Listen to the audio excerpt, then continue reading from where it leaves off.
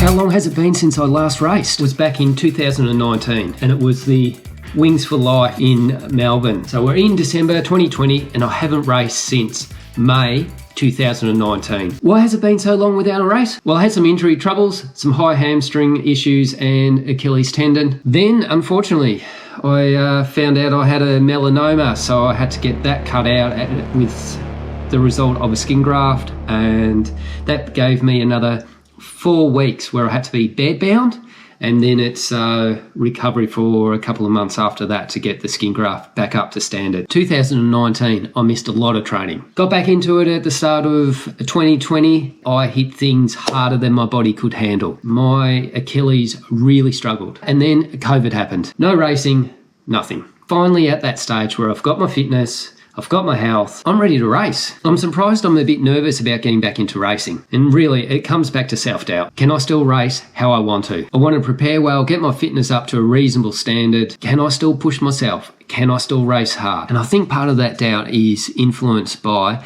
my last 2 big races were actually big fails. One thing that makes it hard to pick races is my work roster. I do shift work. That means I work a lot of weekends. Combine that with the kids' sport that I don't want to miss as well. The way I'm going to choose my first race is I'll look at when I'm available to race and I'll see what's out there. Not too impressed with my work roster over January.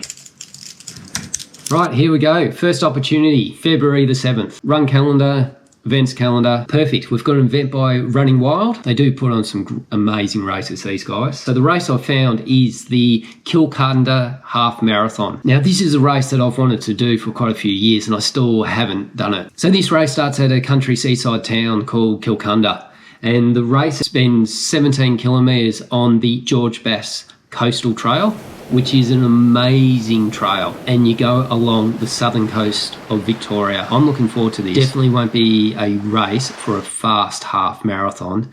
It's going to be a slow course. It looks like this race is 17 kilometres on that trail, and then to do the half marathon, you do the last section as a out and back on what looks like gravel undulating trail. This race could be quite interesting. I like the concept of going out, smashing the legs hard on what is runnable, but some tough running, finishing with what should be more runnable, but what will be in the legs when we hit there. This should be good, worth a trip out. Enter here, sign the waivers, may cause coma and or death. Your registration is complete. We've got some mandatory equipment for this race. It's pretty simple. A 500ml water bottle and pressure snake bandage. Pretty rare to be bitten by a snake when out running, but it does happen, and it happened to me back in 2011. What do I need now? I need a training plan. To set up the training program, first we'll put the calendar down, fill in life essentials, break it up into sections.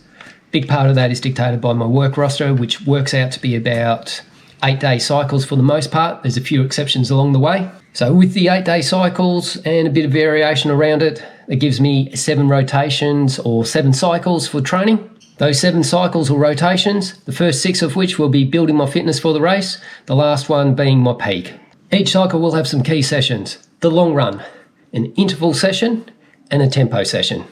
Within those, out of every 8-day cycle, I'll do 2 key strength training sessions. I'll also add in 2 dedicated core strengthening coordination sessions. Everything else will be easy running. Amongst those easy runs, I'll throw in some strides, some short sprints as well. The long runs will build from 2.5 hours up to 3 hours. The intervals predominantly will be about 2 kilometre repeats at my critical velocity. And tempo runs, instead of just being the relatively flat surfaces that I have been doing, I'll do them over some more trails and some more hills. The most important thing is to keep the volume up, keep the consistency happening, keep progressing, and stay injury-free. 8 weeks, and we're counting. Join me each week as I take you through the training, how it's gone, how it matches against the plan, some tips and tricks.